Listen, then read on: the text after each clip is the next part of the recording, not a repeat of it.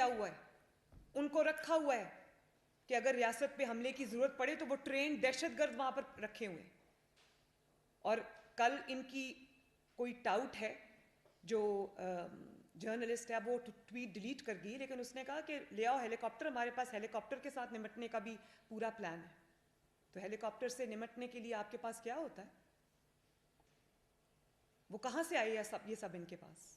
और आज वो इब्रारुल हक साहब का मैं स्टेटमेंट देख रही थी, वो कहते हैं कि हमारे लोग खुद कुछ हमलावर बन गए। हैरत है। दहशतगर्द तंजीमों को देखा हुआ था कि वो लोगों को ट्रेन किया करती थी कि हथियार ऐसे चलाते हैं, पेट्रोल बॉम्ब ऐसे फेंकते हैं, खुद कुछ हमलावर जैकेट्स पहनाती थी, उनकी ब्रेन वॉशिंग करते थे, उनको लॉन्च करते थे। भाई अपने बच्चे तुम्हारे लंदन में महफूज मकामात पे बैठे हैं, गुलछर्रे उड़ा रहे हैं। अभी वो वीडियो देखी, तीनों बच्चे इसके कोई जगह जा रहे हैं और ऐशो इशरत की ज़िंदगी गुजार रहे हैं, और पाकिस्तानी बच्चों को तुम पेट्रोल बॉम्ब्स हाथ में देकर उनको कहते हो कि रियासत के ऊपर हमला करो, पुलिस के जवानों पे हमला करो, पुलिस के अफसरान पे हमला करो। शर्म नहीं आती तुम्हें ये हरकत करते हुए? और फिर आपने वो ऑडियो सुनी जिसमें यास्मीन राशिद साहिबा ये कह रही हैं कि मैं टिकट नहीं दूंगी। आजकल हम टिकट्स के लिए इंटरव्यूज़ करें, सियासी जमातें जब टिकट्स के लिए इंटरव्यूज़ करती हैं तो क्या पूछती हैं? सियासी जमातें जब टिकट्स के लिए इंटरव्यूज़ करती हैं अपने कैंडिडेट्स के, तो उनको ये कहती हैं कि बताओ आपने कितनी खिदमत की, बताओ आप कितना अवेलेबल हुए अपने हलके के लोगों के लिए, आपने वहाँ पानी के लिए, साफ़ पानी के लिए क्या काम किया, सड़कें कितनी बनवाई, कितनी खिदमत की, कितना आप अपने फ़र्ज़ और ज़िम्मेदारियाँ निभाते रहे, तो आपको टिकट मिलेगा। यहाँ क्या पूछा जा रहा है? यहाँ ये कह रहे हैं कि जत्थे जो लाएगा और रियासत से लड़ाई करेगा उसको टिकट मिलेगी, जो जितने पेट्रोल बॉम्ब्स चलाएगा उसको टिकट मिलेगी, जो जितनी डंडा बरदार फोर्स लेकर आएगा उसको टिकट मिलेगी, जो जितना बड़ा दहशतगर्द होगा उसको टिकट मिलेगी। मैंने तो पाकिस्तान की तारीख में कम से कम ये नहीं देखा। ज़रा वीडियो चलाएं प्लीज़।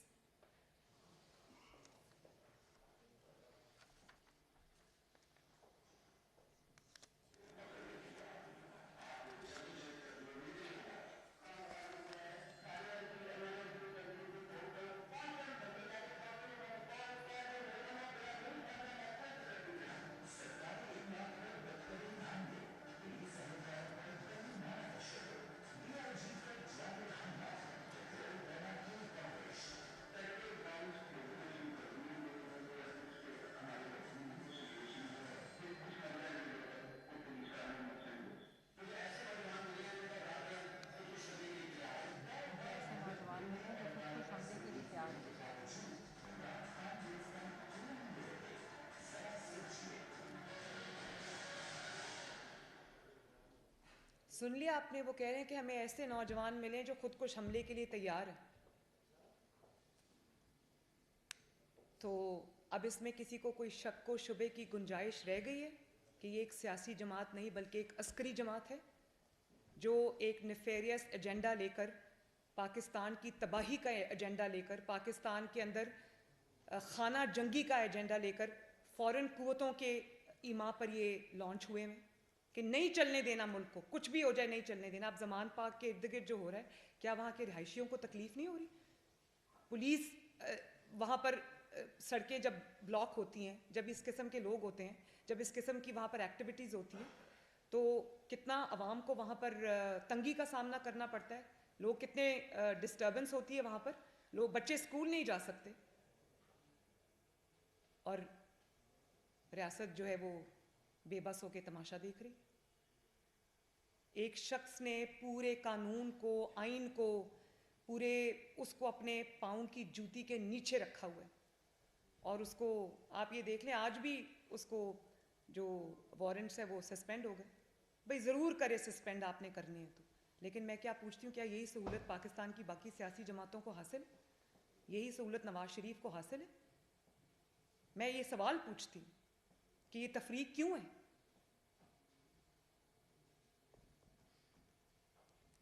और आप ये देखें कि जिस तरह से जो खुदकुश हमला आवर को ब्रेन वॉश किया जाता है, जो अस्करी तंजीमों के सरबराह होते हैं, जो दहशतगर्द तंजीमों के सरबराह होते हैं, वो गार में से बैठकर अपने इंटरव्यूज़, अपनी वीडियोज़ नामालूम मकाम से जो है वो अवाम तक पहुंचाते हैं। ये क्या कर रहा है? ये भी तो वही कर रहा है। जमान पाक के बंकर में कहीं छुपा हुआ है और वहाँ से इंटरव्यूज़ भी दे रहा है। अदालत नहीं जाना, पेश नहीं होना, इंटरव्यूज़ भी करने हैं, सब कुछ करना है। उस वक्त करते हुए ना जान को कोई ख़तरा है, ना किसी और चीज़ का कोई ख़तरा है।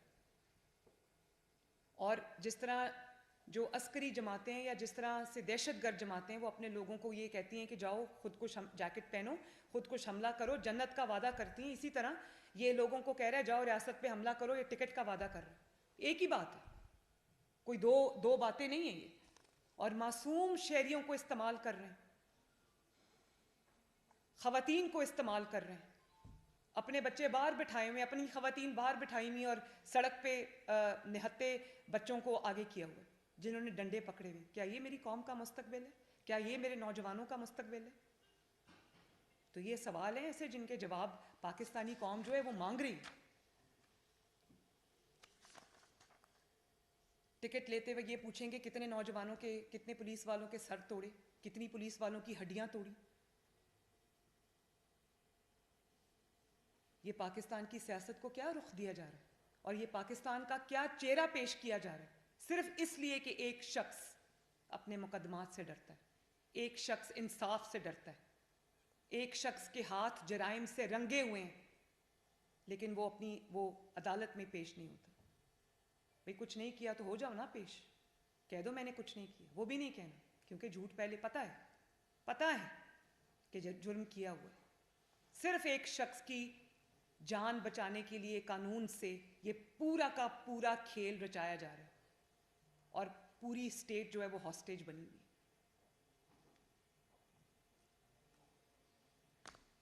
तो मैं आज ये जो सवालात कौम के सामने रखे हैं, ये हर जी शऊर पाकिस्तानी के सवालात हैं जिनका जवाब जो है वो कौम मांग रही है। शुक्रिया जी।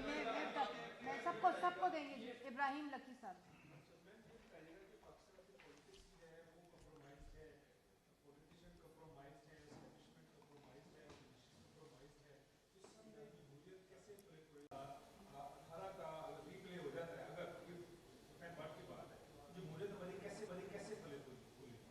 ये जो मैंने अभी पूरा मुकदमा आपके सामने रखा, जमहूरियत के आगे बढ़ने का एक ही तरीका है कि गैर जमहूरी जो लोग हैं, जो किसी एजेंडा के तहत लॉन्च किए गए हैं, उनका हिसाब किताब हो, उनका पूरा कच्चा छट्टा आवाम के सामने लेकर आएं, और अगर वो अकाउंटेबिलिटी से भागते हैं तो उनको पकड़ के अदालतों में पेश किया जाए। और इसमें मैं अदालतों को भी ये कहूँगी कि आपको इंसाफ करना चाहिए।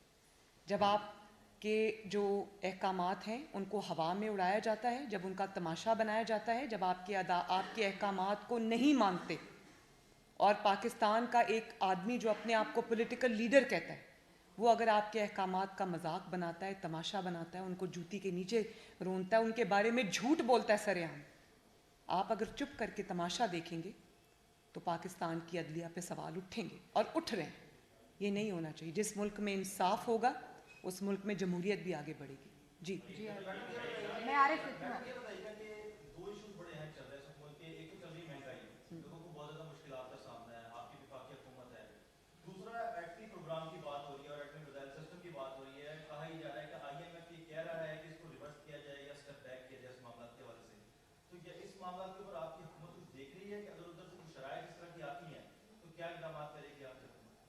देखिए, मैं आपने महंगाई की बात की, आपने IMF की बात की, मैं फिर वही बात करूंगी। जो शख्स इस महंगाई का ज़िम्मेदार है, जो शख्स IMF के साथ मुआहदे का ज़िम्मेदार है, जो शख्स IMF के हाथों पाकिस्तान को गिरवी रखने का ज़िम्मेदार है, उसको पकड़ो और कौम के सामने पेश करो, वो अपने जवाब खुद दे।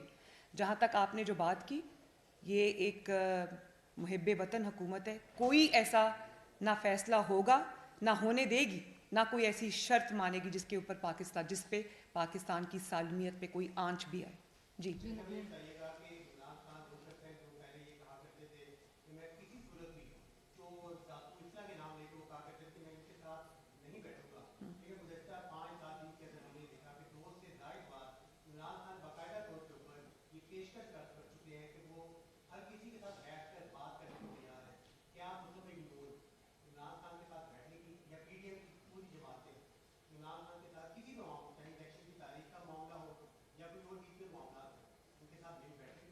बड़ा अच्छा सवाल आपने किया। और बात यह है कि जिस तरह से एक हुकूमत, एक स्टेट, पाकिस्तान के इदारे एक कलदम तंजीम के साथ डील करते हैं, एक दहशतगर्द जमात के साथ डील करते हैं, बिल्कुल उसी तरह इमरान खान के साथ डील करना चाहिए। उसको एक सियासी जमात समझना और सियासी जमात समझ कर डील करना अब इस मुल्क को ख़त्म करना पड़ेगा। और दूसरी बात जो आपने की ना, वो ये बात इसलिए कर रहे हैं कि वो अपने सारे हरबे आजमा चुके हैं, वो लॉन्ग मार्च कर चुके हैं, वो कॉल्स दे चुके हैं। अभी आपने देखा लाहौर में उन्होंने आवाम को कॉल दिया, आवाम नहीं निकली। वो ये सब करके देख चुके, जेल भरो तहरीक पाकिस्तान की बल्कि दुनिया की सबसे नाकाम जेल भरो तहरीक थी, दुनिया का सबसे नाकाम लॉन्ग मार्च था, दुनिया की सबसे नाकाम जो है उनकी रैलीज थी। तो अब वो क्या करें? उसके बाद वो हमलावर भी हो गए, लेकिन कब तक वो ये दहशतगर्दी जारी रख सकते हैं ज़मान पाक से? मैंने आज भी बताया कि स्टेट उसको पकड़ना चाहे तो 5 मिनट से ज़्यादा का काम नहीं है। स्टेट की कमज़ोरी या मजबूरी जो है वो नहत्ते अवाम है, उनका खून नहीं चाहता कोई भी। और ये हमारी जिम्मेदारी है कि ऐसा तरीके से वो काम हो किसी को भी नुकसान ना पहुंचे। तो अब सब कुछ क्योंकि फेल हो चुका है, तो आज मैं हुकूमत के साथ बैठने को तैयार हूँ। ये हुकूमत को चाहिए कि बिल्कुल उस तरह उसके साथ डील करे जिस तरह दहशतगर्दों के साथ डील करती है। जी अहमद।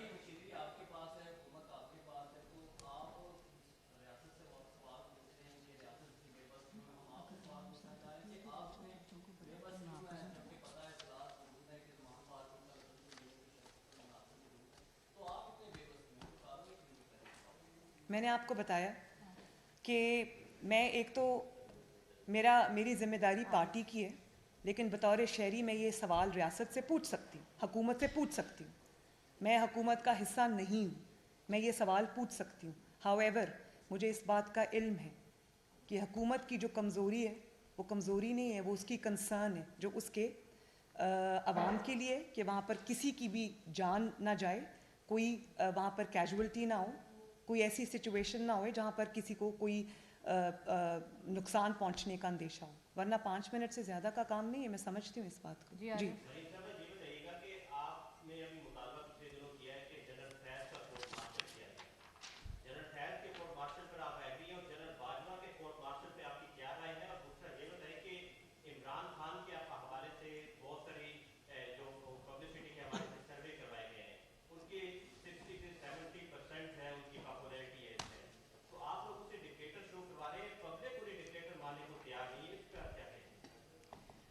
दो सवाल आपने पूछे। जहाँ तक जनरल बाजवा और जनरल फैज़ का सवाल है, मैं इसका जवाब बहुत तफसील से ये दे चुकी हूँ कि उन्होंने जो भी किया है वो पूरी कौम के सामने, अब वो ख़ुद भी उसका एतराफ़ कर चुके हैं, ख़ुद भी एतराफ़ कर चुके हैं और एक दूसरे पे इल्ज़ाम लगा रहे हैं।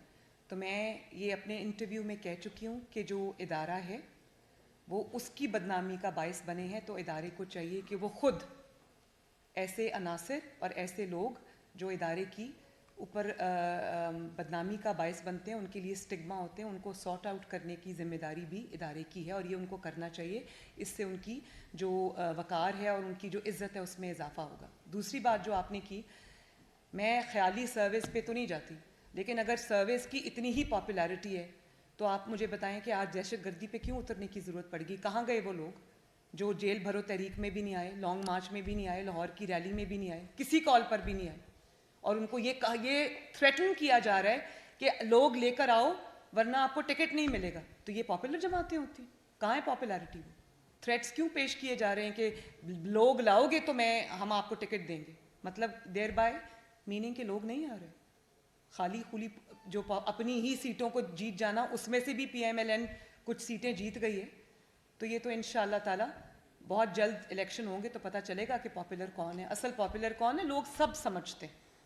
जी, सर्वेज हम भी करा रहे हैं और बिला वजह हम मैदान में अपनी इलेक्शन की तैयारी के लिए नहीं उतरे हुए, हम साइंटिफिकली अपने इलेक्शन की तैयारी कर रहे हैं। सर्वे हम भी करा रहे हैं और अल्लाह ताला के फजलो करम से सर्वेस के बाद हमें पता चला है कि एक्चुअल पोजीशन क्या है। PMLN जीतेगी इंशाल्लाह।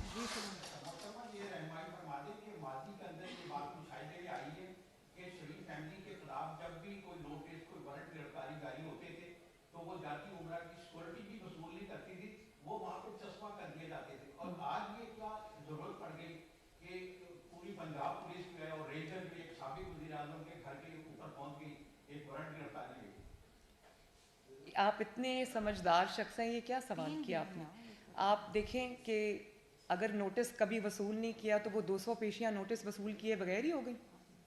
वो जो कैद काटी है नवाज शरीफ साहब ने, मरीम नवाज़ ने, शहबाज शरीफ ने, हमज़ा शहबाज शरीफ ने, आप शरीफ फैमिली की पर्टिकुलरली आपने बात की, इसलिए मैं शरीफ फैमिली का जवाब दे रही हूँ, वो नोटिस किए बगैर ही हो गई।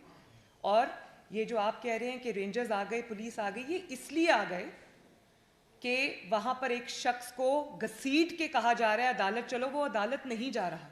जबकि जिन शरीफ फैमिली का मैंने नाम लिया वो चारों अदालतों में हर पेशी पर पेश हुए, किसी एक पेशी पे नहीं कहा कि हम बीमार हैं, मेरी बीवी बीमार है, मैं 72 ईयर्स का हूँ, मैं बुज़ुर्ग हो गया हूँ, मेरी टांग टूटी हुई है, किसी ने ये बात नहीं की। नवाज शरीफ साहब एक हार्ट पेशेंट होते हुए एक्चुअल सिचुएशन के साथ वो पेश होते रहे। शहबाज शरीफ साहब कैंसर के मरीज़ हैं, कमर दर्द की तकलीफ है, पेश होते रहे।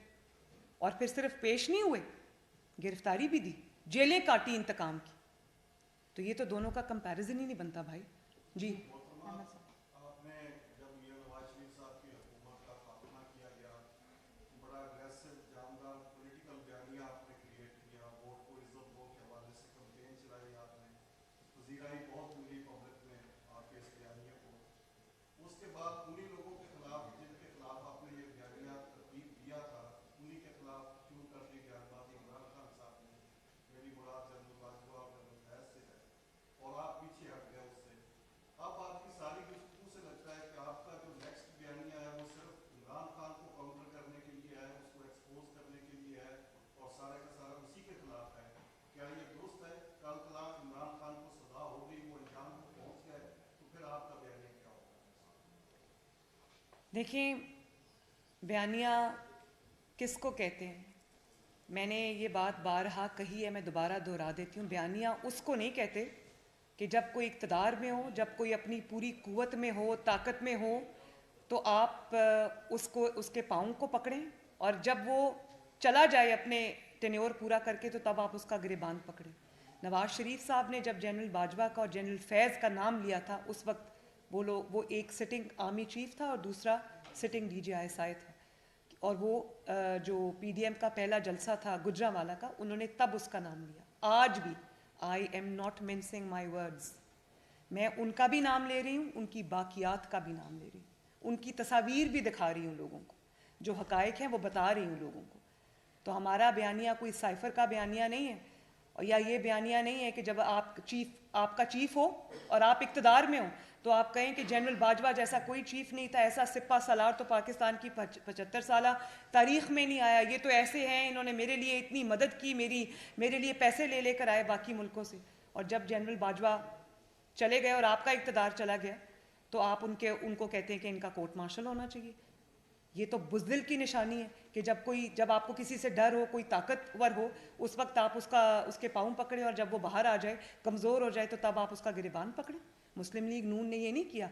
मुस्लिम लीग नून ने अंजाम से बेपरवाह होकर सच बात की, और अब आज भी सच बात कर रही हूँ। मुझे रिफ्यूट कर सकते हैं तो करें, और कल भी सच बात करूँगी इंशाल्लाह जी।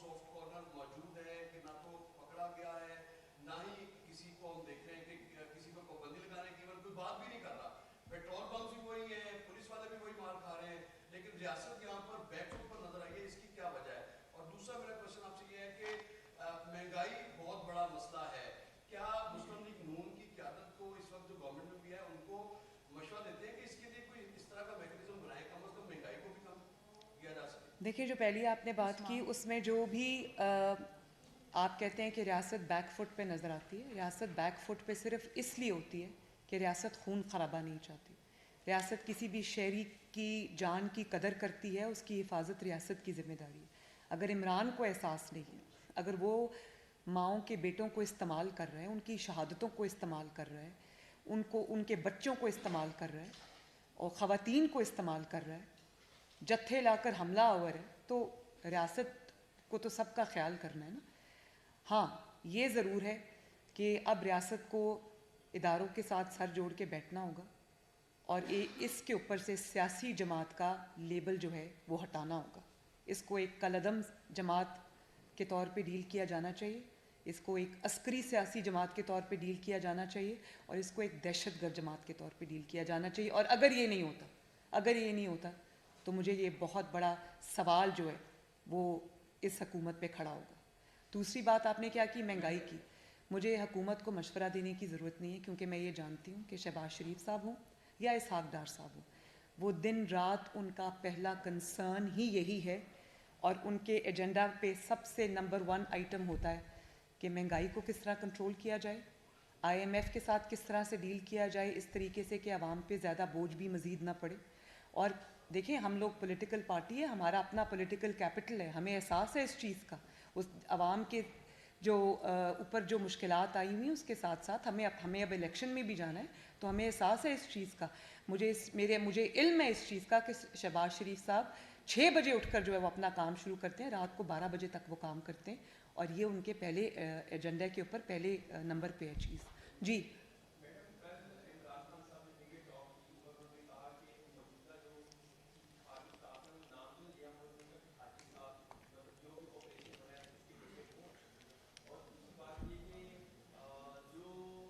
एक सेकंड उमर, पहले इसका मैं जवाब दे उस्मान सॉरी इसका मैं जवाब दे दूँ। ये एक बड़ा अच्छा क्वेश्चन है। क्या उनको चीफ ऑफ आर्मी स्टाफ ने कहा था कि अदालत में पेश ना हो? क्या चीफ ऑफ आर्मी स्टाफ ने कहा था कि घर के बंकर में छुप के बैठ जाएं और जब अदालत बुलाए तो कह दें मेरी टांग टूटी हुई? क्या चीफ ऑफ आर्मी स्टाफ ने उनको कहा था कि पिछले 5 महीने से टांग पे प्लास्टर चढ़ा के बैठ जाएं? क्या उन्होंने चीफ ऑफ आर्मी स्टाफ ने उनको कहा था कि आप जो है वो अदालत जब बुलाए तो कह दे मेरी जान को खतरा है? भाई, ये बात कोई पॉलिटिकल विक्टिमाइजेशन नहीं है, 1 पॉइंट एजेंडा है। अदालत बुला रही है, पेश हो जाओ, तुम्हें कोई गिरफ्तार नहीं करेगा। तो क्या ये बुजदली का जो आइडिया था ये उनको चीफ ऑफ आर्मी स्टाफ ने दिया था? बात ये है कि जब आपके पास अपना जवाब नहीं है, जब आपके अपने जराइम से हाथ रंगे हुए हैं, जब आपका कसूर अपना है, तो उसके लिए आप जितने मर्जी स्केपगोट्स ढूंढ लें, उसका कोई फर्क नहीं पड़ता। जी,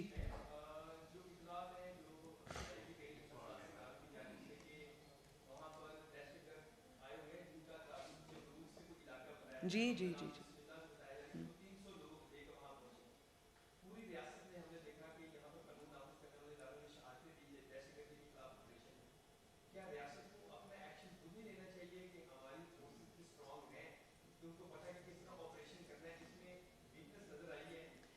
उस्मान, ये बात ठीक है, ये बिल्कुल ठीक है कि वहाँ दहशतगर्द छुपे हुए हैं।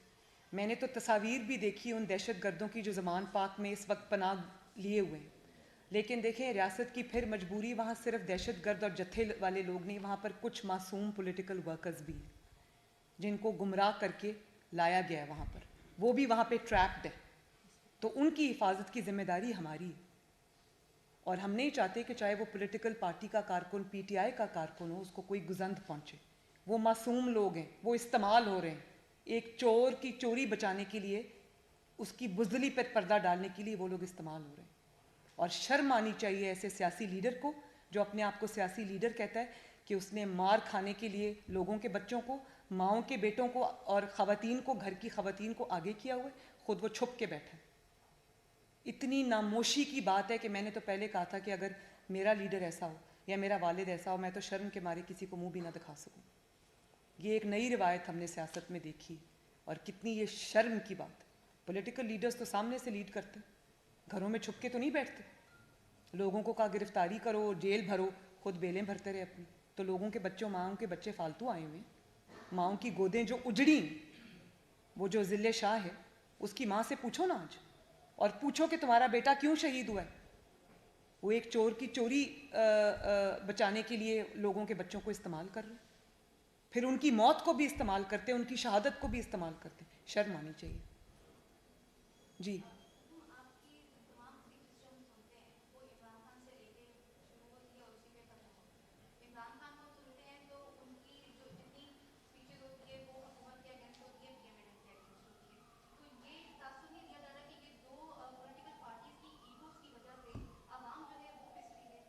बेटा मेरी कोई ईगो नहीं, और मैं आपको ये बहुत बार ये कह चुकी हूँ कि अगर मेरे बस में होता तो मैं कभी इमरान का नाम भी ना लेती। ये इतना, मैं क्या कहूँ कि ये इतना इस किस्म का इंसान है कि मुझे इसके ख़िलाफ़ बात करते वक्त अपने लेवल से नीचे आना पड़ता है।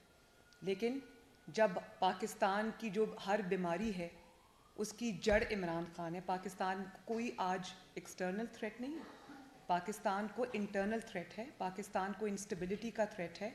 इंस्टेबिलिटी ब्रीडिंग ग्राउंड होती है हर उस प्रॉब्लम के लिए जो आज पाकिस्तान फेस कर रहा है। तो उस प्रॉब्लम के सारे ताने बाने जब इमरान से मिलते हों, मईशत की तबाही का वो ज़िम्मेदार है, IMF की डील का वो ज़िम्मेदार है, लाकानूनियत का वो ज़िम्मेदार है, तोशा खाना चोरी का वो ज़िम्मेदार है, फ़ॉरेन फंडिंग पाकिस्तान में लाकर गैर कानूनी तौर पे उसको पाकिस्तान की डिस्टेबलाइजेशन के लिए खर्च करने का वो ज़िम्मेदार है। आज जो ये सिचुएशन है, जो एक एनार्की है, सिविल अनरेस्ट है, उसका ज़िम्मेदार कौन है? ज़िम्मेदार एक ही है, उसी का नाम लेना पड़ता है। लेकिन आई एग्री विद यू, मुझे तकलीफ़ होती है जब मुझे उसका नाम लेना पड़ता है। ये ईगोज़ की जंग नहीं है, ये सच और झूठ की जंग है। मेरा फ़र्ज़ है बतौर पाकिस्तानी, बतौर एक जमात की रुकन के, कि मैं जो सच है वो कौम को बताऊं। जी जी मरीम नवाज साहिबा, ये फरमाइएगा कि PTI के जिन लोगों ने पंजाब असेंबली में फ्लोर क्रॉसिंग की और मुस्लिम लीग नून को सपोर्ट किया, मुस्लिम लीग नून अब आम इंतखाबात में उनको टिकट्स देगी? क्योंकि माजी में ज़िमनी इंतखाबात में मुस्लिम लीग नून ये तजर्बा कर चुकी है कि उन्हीं लोगों को टिकट्स दे के वो हार चुके हैं। क्या दोबारा ये तहरीक दोबारा दोहराया जाएगा? दूसरा ये फरमाइएगा कि इतलात है कि नवाज शरीफ साहब पाकिस्तान नहीं आ रहे। अगर पाकिस्तान नवाज शरीफ साहब नहीं आते तो मुस्लिम लीग नून उनके बगैर इलेक्शन में जाएगी और अपना मतलूबा रिजल्ट हासिल कर सकेगी। आपकी जो दूसरे सवाल का जवाब मैं पहले दे दूं, आपकी इतला दुरुस्त नहीं है। नवाज शरीफ साहब बहुत जल्द पाकिस्तान आएंगे और अपनी इलेक्शन कैंपेन को वो इंशाअल्लाह ताला लीड करेंगे। जो पहला सवाल आपने किया वो ये है कि देखें, बात ये है कि काइंडली क्रॉस टॉक ना करें। बात ये है कि मुस्लिम लीग नून और मैं, क्योंकि मैं अब जो कैंडिडेट्स हैं उनकी शॉर्ट लिस्टिंग भी कर रही हूँ, मैं पूरे पंजाब का दौरा करके आई हूँ, सब डिविजन्स का दौरा करके आई हूँ, सवाई DG खान डिवीज़न के। तो मैंने बहुत मेहनत की है इसके ऊपर। मेजॉरिटी बल्कि 95% हमारे कैंडिडेट सिर्फ वो हैं जो मुस्लिम लीग नून में कई दहाइयों से मौजूद हैं या ख़ानदानी तौर पे मुस्लिम लीग नून हैं, जिन्होंने अपना खून पसीना मुस्लिम लीग नून को दिया है। मेरी तरजीह तो वो है। लेकिन जो सीट पे हर सीट वाइज जो जब फैसले होंगे तो उसमें सिर्फ और सिर्फ मेरिट को सामने रखा जाएगा। Thank you. एक मिनट जी, एक मिनट आप सवाल करें माइक के। मैडम ये बताइएगा कि आपने कहा कि इमरान खान ने यानी उन्होंने एक शख्स जो है वो कानून को पाँव के नीचे रखा हुआ है और रियासत तमाशा देखती है, यानी कि आप इसमें जो रियासत से शिकवा कर रही हैं, ये रियासत से मुराद क्या है? एस्टेब्लिशमेंट है? अगर एस्टेब्लिशमेंट है तो क्या आप इस शिकवे के तहत उनको इन्वॉल्वमेंट की दावत नहीं दे रही? और दूसरा ये कि अगर इस लॉजिक को मान लिया जाए कि आपने सारी रियासत को कैसे सिर्फ इस्टेब्लिशमेंट का कह दिया? जब मैं रियासत की बात करती हूँ तो मैं हुकूमतों की बात करती हूँ, साथ मैं अदलिया की भी बात करती हूँ, मैं सब की बात करती हूँ जो स्टेक होल्डर्स है, डिसीजन मेकर्स हैं। उसमें हमारी गवर्नमेंट जो है वो सबसे बड़ी स्टेक होल्डर है। तो रियासत सब का नाम है। मैं आपको जी दे रही हूँ, पहले ये खत्म कर लेना, खत्म कर लें। एक मिनट। अच्छा, आपका उनका सवाल रह गया, सॉरी। एक मिनट जी, एक मिनट जी दूसरा मेरा ये है कि अगर इस लॉजिक को तस्लीम कर लिया जाए कि जी PTI अपनी ही हारी हुई अपनी ही जीती हुई सीटों पर जीती है ज़िमनी इंतखाबात में, अगर इस दलील को मान लिया जाए तो वो 2018 में 100 से ज़ायद सीटों पर जीती थी, तो आइंदा इलेक्शन में अगर अपनी ही सीटों पर वो दोबारा जीत जाती है तो अक्सरियत में तो फिर PTI आ जाती है। तो इस दलील को हम इसी तरह मान लें? बात यह है कि 2018 में उनको जिताया गया था, वो जीते नहीं थे। और बहुत सारी सीट्स ऐसी हैं जहां पर जोड़ तोड़ हुई, पूरी आपके सामने, पूरी दुनिया के सामने। मुस्लिम लीग नून के, आपको याद है वो जो कह रहे थे महकमा ज़राअत और थप्पड़ का निशान भी दिखा रहे थे, वो हमारे कैंडिडेट थे। उनको कहा गया कि टिकट वापस कर दो, उन्होंने कहा कि नहीं। उनको कहा इंडिपेंडेंट खड़े हो जाओ, उन्होंने कहा नहीं। उनको उनके इनकार पे उनको मारा गया और वो बेचारे डर गए। तो उन्होंने नाम लेने की बजाय, जनरल फैज़ का नाम लेने की बजाय उन्होंने कहा महकमा ज़राअत से लोग आए थे। उन्होंने मुझे ये कहा, तो तब से उनका नाम जनरल फैज़ का दूसरा नाम महकमा ज़राअत भी पड़ गया था। और फिर आप ये देखें कि उस वक्त जो जमात को लीड कर रहे थे नवाज शरीफ साहब, उनको इलेक्शन से चंद दिन पहले जेल में फेंक दिया गया। उनकी पूरी जमात के, और जो ये जो चीफ़ जस्टिस साहब हैं साकिब निसार साहब, जिनको आज बहुत तकलीफ़ होती है, उन्होंने PTI के लोगों की शेख रशीद साहब की कैंपेन चलाई, हनीफ अब्बासी साहब को आखिरी दिन उठाकर मैदान से बाहर किया। सब विनिंग कैंडिडेट्स थे, जिसको जेल हुई, जो नाअहल हुआ, जिससे पार्टी टिकट ली गई, वो सब PMLN के विनिंग कैंडिडेट्स थे। एक एक विनिंग कैंडिडेट को उठा के सॉर्ट आउट किया गया। तो आज वो माशाल्लाह वापस आ गए हैं। ये देखें, तलाल चौधरी आपके सामने बैठे, इनको डिस्क्वालीफाई किया, विनिंग कैंडिडेट। तो आज इंशाल्लाह जब लेवल प्लेइंग फील्ड होगी तो आप देखेंगे मुस्लिम लीग नून जीतेगी इंशाल्लाह। हमारे आईन और कानून में ये बात वाज़ेह है कि कोई भी अस्करियत पसंद जमात या दहशतगर्द जमात इलेक्शन में हिस्सा नहीं ले सकती, पार्लिमानी जमहूरियत का हिस्सा नहीं बन सकती। बतौर चीफ ऑर्गेनाइजर मुस्लिम लीग नून या सीनियर वाइस प्रेसिडेंट, क्या आप पाकिस्तान तहरीक इंसाफ को अस्करी या कालादम तंजीम करार दिलवाने के लिए इलेक्शन कमीशन या मुतल्लिका फोरम पे रजू करेंगी, या सिर्फ ये सियासी बयान होगा? नहीं, मेरा सियासी बयानिया नहीं है। दूसरा सवाल बाद में, मेरा बिल्कुल सियासी बयानिया नहीं है। कौम के सामने हकाइक हैं, और मैं समझती हूँ कि किसी को सिर्फ इसलिए एस्केप नहीं देना चाहिए कि किसी ने सियासी होने का लिबादा उड़ा हुआ है। इनके निकाब इनके मुंह से खींचने चाहिए, इनके भयानक चेहरे अवाम को नज़र आने चाहिए। और ठीक है, अगर आपने अस्करियत पसंद बन के आना है, आपने दहशतगर्द जमात बन के आना है, तो फिर आपको दहशतगर्द जमात बन के आना होगा। फिर आपको पॉलिटिकल पार्टीज़ का गाब अवेलेबल नहीं होगा, उसका फसाड अवेलेबल नहीं होगा, ना होना चाहिए। मेरी सिर्फ इतनी सी बात है। और फिर जो ट्रीटमेंट आप देते हैं सियासी जमातों को, वो फिर आपको दहशतगर्दों को वो नहीं देना चाहिए, फिर आपको तफरीक करना पड़ेगी। अच्छा मैडम बताइएगा, औरत होके आप जब वो आप अदालतों में भी जाती, आप जेल भी गए, और इमरान खान जब वो मर्द होके वो सिर्फ अभी तक जब सिर्फ अदालत में नहीं जा रहे, गिरफ्तारी या जेल में जाएंगे तो बहुत दूर की बात है।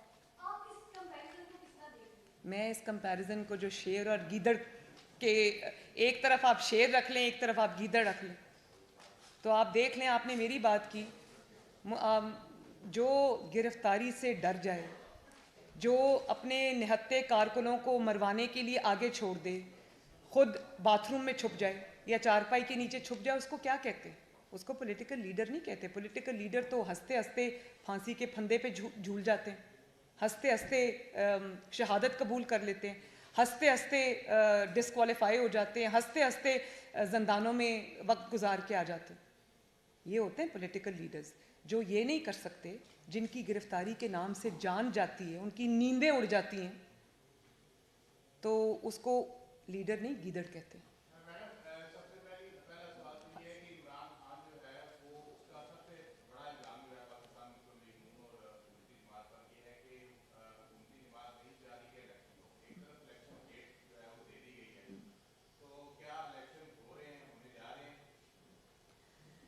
देखें, मैंने आपको ये पहले भी बहुत बार अपनी तकरीर में ये बता दिया है कि मैं मुस्लिम लीग नून अगर इलेक्शन नहीं चाहती तो मुस्लिम लीग नून किस चीज़ की दरखास्तें मांग रही है, मुस्लिम लीग नून अपने डिविजन्स के दौरे क्यों कंप्लीट कर चुकी है, मुस्लिम लीग नून अपने कैंडिडेट्स की लिस्ट क्यों कंपाइल कर रही है। पार्लियामेंट्री बोर्ड्स, आज पार्लियामेंट्री बोर्ड्स भी अनाउंस हो गए।